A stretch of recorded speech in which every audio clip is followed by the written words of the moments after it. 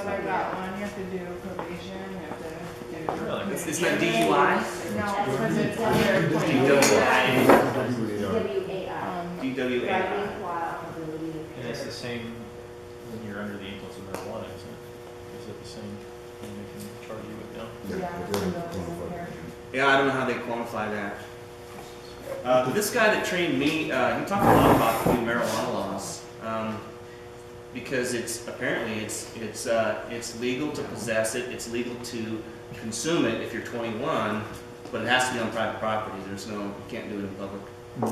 Did he talk to you about how that would affect tasting wine and if you have been smoking pot? Just drug interactions, it's the same thing. It's unpredictable. Yeah. Yeah, that's the They're only gonna make thing. you really uninhibited. What's that? They'll be very uninhibited. Can they taste it? Because I always think when people are smoking cigarettes right outside the tasting room and then walk in, I'm like, how are you tasting this wine? Yeah, right. If they eat a lot of They don't pretzels. care. Did you have any pretzels to taste? If they have a palate transplant right before. Okay, so then there's the tolerance section. You guys with me? Tara, you want to read that section? People who drink frequently tend to have a high tolerance. This means they may be able to hide the behavioral cues that would otherwise tell you they are intoxicated. Having a high tolerance has no impact on a person's BAC level. This works in both directions. People who do not frequently drink alcohol may have low tolerance. Even with low BAC levels, such people may show signs of intoxication after consuming even a small amount of alcohol. Very good. Okay. So then they have the little chart there with the 12-ounce beer and the 5-ounce wine and the 1 ounce of 100 proof spirits. Yeah, everybody see that? Okay. And that equals 1/2 ounce pure alcohol, like we talked about. Okay, so the next section is effective server responses. Any questions about those behavioral cues before we move on? That's Okay. gotta be, that has to be assuming like a 4% or 4.5% beer. Yeah, probably. Yeah, I'm not sure, but that's probably right. Okay, so now let's see how the behavioral cues can help you respond more effectively to guests and deal with the problem situations on the job. Remember to take notes and jot down any questions you might have. And the text will be found, the text for this next section of the video will be found on page 9, beginning with the script segment 53. Here we go. Are we rolling? Yeah. Play.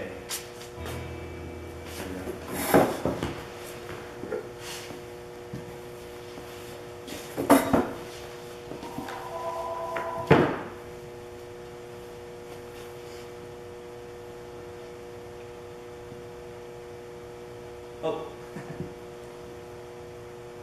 Play again. Effective server responses. The guidelines you will see in this part of the program are practical, straightforward tips, both for preventing intoxication and for handling guests who have had one too many. You can use these guidelines to develop your own techniques that are specific to your work situation and company policy. You can often prevent problems just by sizing up your guests to make sure they are old enough to drink. You know you cannot serve underage guests. So if there's any doubt about someone's age, ask for identification and check it carefully. If you're unsure about one ID, ask for others. But remember that underage guests may have several forms of false identification. If you still have doubts, call your supervisor or security. Another situation to watch for is someone ordering multiple drinks. A person ordering multiple drinks may be buying for people who are underage. Keep an eye on how much each person is drinking. If you pick up early on danger signs, you can take some steps to slow down the drinking. To some extent, you can control how much people drink by always measuring the alcohol you serve. Never mix strong drinks. You do your guests no favors by overpouring because strong drinks may catch people off guard. Overpouring can also cause headaches for you, since you are the person most likely to have to deal with any guest who has had too much to drink. If you want to slow down someone's drinking, One way to do so is to offer refills only on request. Let people nurse their empty glasses. The waiting will allow time for the body to process at least some of the alcohol the guest has already consumed. Another way to slow down drinking is to suggest coffee or a soft drink to someone who has had one too many. On the house, if that's in line with company policy. Non-alcohol beverages will not make a person sober, but they will buy time. If you have someone who is really intoxicated, drinking coffee may not buy the guest all the time he needs, but it will buy you time to figure out how to deal with the situation. Food can buy time too. Remember that alcohol is absorbed more slowly if guests are eating while they are drinking. The liver eliminates approximately 3/4 of an ounce of pure alcohol per hour. So the more time between the drinks, the better. Despite all your precautions, people do sometimes drink too much. That's when you have to cut someone off. Once you've made the decision not to serve someone more alcohol, stick to it. It's not always easy, but never hesitate to say no if you have to. If you pick up on cues that a guest is intoxicated, be friendly and firm. Say, sorry, but I can't serve you any more alcohol. It's against the law. Let them know why they should slow down and that you're concerned about their safety. If the guest persists, repeat yourself. I'm really sorry, sir or ma'am, but I just can't serve you another drink. Would you like some coffee instead? Don't say, I'm not giving you any more because you're drunk. You'll only antagonize the person. If you're polite but firm, most people will get the message. If they don't, call the manager. If the guest tries to persuade you to change your mind, remember that the law requires you to make a reasonable effort to see that guests don't drink too much. In fact, it's a good idea to document any alcohol-related incident, such as when someone becomes angry because you've refused service.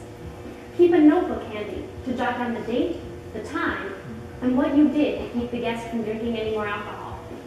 If you don't make a reasonable effort to prevent an intoxicated guest from drinking, you could be held legally responsible if that person has an accident. It's called dram shop liability in some areas, but the principle applies in other areas under common or general negligence laws. If you are found liable, you could lose your job, cost the management its liquor license, and may even be sued. So it's just not worth it. If you have any doubts about serving alcohol, don't serve. You will find that your people skills will come in handy when you have to deal with a guest who has had too much to drink.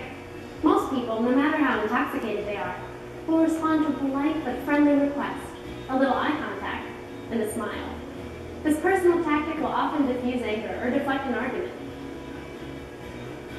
The tone you set at a bar or restaurant determines the kind of drinking that goes on. If you make it a practice to serve anyone, anytime, in any condition, you will have to deal with unruly guests, in addition to potential consequences related to breaking the law. But if, instead, you promote a sociable atmosphere and responsible drinking, you will stay on the right side of the law. You'll have an easier time while on the job, and your guests will enjoy a safer and more pleasant time in your establishment.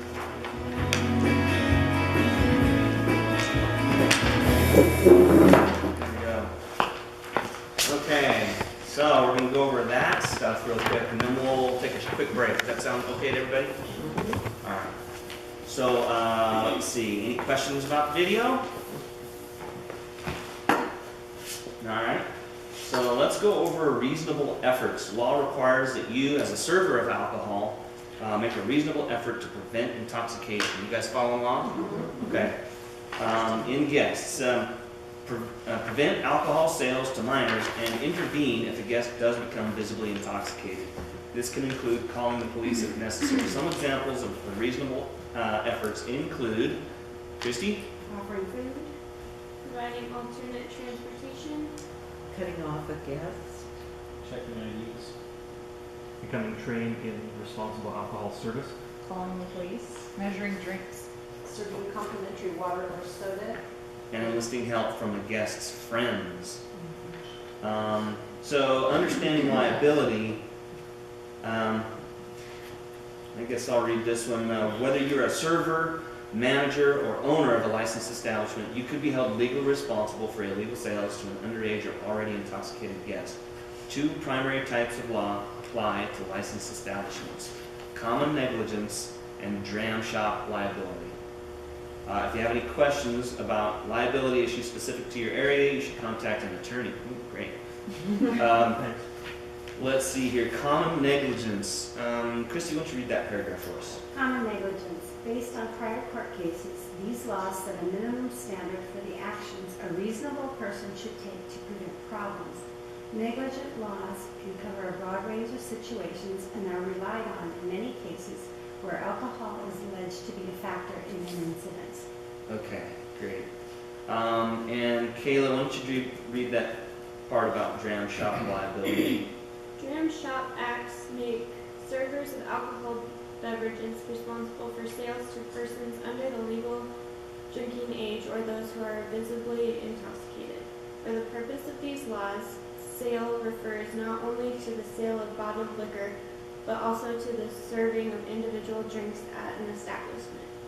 These laws are designed to make servers of alcohol beverages liable for any harm caused to a third party by a person to whom they have sold alcohol. Great. Glenn? Yeah. Dram shop laws go back to ancient or Old English law to the 1600s. Predates the advent of the automobile. And what it is third-party liability.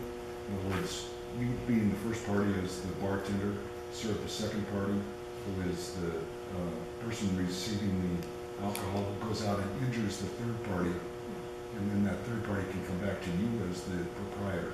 Okay. Right. That this predates the automobile. A lot of people think that these drunk driving laws are pretty current, and they're not. They go back 400 years in English law. So it's Yeah. ancient. Very, very old. Let's see here. Dram shop is a bar, by the way, in England. That's what they call it. Yeah. They Yeah. sell it by the dram. Yep. Okay, so so they're telling me to turn to page 11 of your book. Okay, good. ID checking process. So, yeah, I mean, checking IDs, obviously really important. And we talked about this a little bit. Our company policy is if they look 35 or under, check the ID. So there's commonly acceptable forms of ID. Who's up? Terry, go. As a server of alcohol, you must make certain that all of your guests are of legal age. Check for valid ID from anyone who looks to be under 35. Yeah, we years call old. it 35. Okay. Determining if an ID is valid can be one of the toughest yet most important responsibilities you face. When checking IDs, you must be aware of the acceptable forms of ID in your area. Contact your local liquor authority for requirements specific to your area.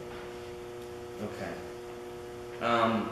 So I'm just going to go over some of this stuff for our see if I'm missing anything really important here.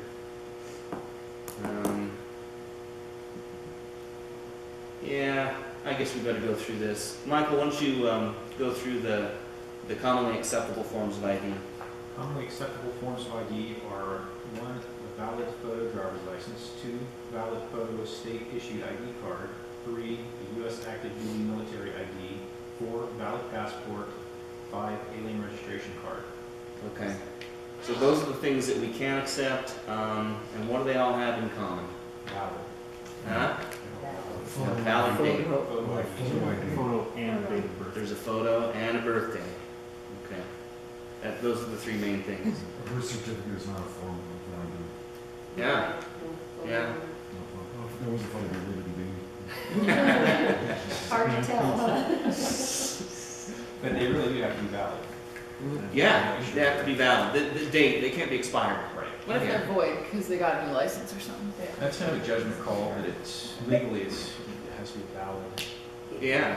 If they have the new paper one And their old ID. with it, and those are hand in hand, Yeah. that's okay. Yeah. In Colorado, legal age, it's like this. If you're under 21, it's. Oh. But I didn't know that. different states. Yeah. Yeah, the state's different. You get a lot of out-of-state people. I was gonna say, with Utah, they don't have that. They do, but I had two people from Utah with a lady from Cave, And what happened is she had like 6 kids with her. And 2 of the kids, their license was still this direction. The reason being they renewed prior to expiration. So when they got their new license, it was still this way and will be that way. For 10 years. And so that actually just happened to me this past week with the lady. I saw her ID. Yeah. Yeah. This one, Yeah. So it varies. So There's you really gotta check. yeah, you just gotta look and Yeah. double check and make sure it's a valid ID. Oftentimes they punch a hole in the ID also, In the old Yeah. And they validate it. and they validate it, so you can walk away with your old driver's license with a hole punched in it, so that hole is also a giveaway that it's not valid. Yeah. But yeah. then you don't have necessarily a piece of paper like I lived in Arizona and California and we didn't get paper. You just had to wait for your new ID in the mail. They come pretty quick, and Yeah. if this ID is a year old, Yeah. past its expiration date, then you know that it's good. And that's when, if you're looking at them and they are questionable, you ask, are you, Okay. are What's you your age? legal age, or Yeah. how old are you? Yeah, at least make sure it's not a sting operation. Yeah, that's like our last protection against the sting, is just to say, how old are you? Right? Yeah. Because in that instance, it's like if we're trying to do the right thing, they're gonna lie to us, right? But if we're trying to avoid the sting, they can't. So, Right. But if you're not sure, don't serve them, right? But if you're pretty sure Yeah. and they tell you their age, If you don't feel comfortable with it, right. and you gotta trust your instincts, like Terrell said. Yeah, no matter what they tell you. Yeah. Trust your instincts. Okay, super. Brian, you want to go through the unacceptable forms of ID? Unacceptable forms of ID, counterfeit IDs, Oh, really? student IDs, altered IDs, borrowed or stolen IDs, expired IDs, and order by mail IDs. Cool. I don't know. Bad fake. Again, the onus is on you to decide whether this person should be served or sold alcohol. So if you feel comfortable with it, even if it's an immigrant with a green card, he doesn't have his ID, if he's an older guy, I would serve him. I probably would. ¿Cuántos años? Huh? ¿Cuántos años? Yeah, ¿cuántos Señor. años tienes? All right, Dana, you wanna read that first step 1, steps to follow, check IDs? Yep.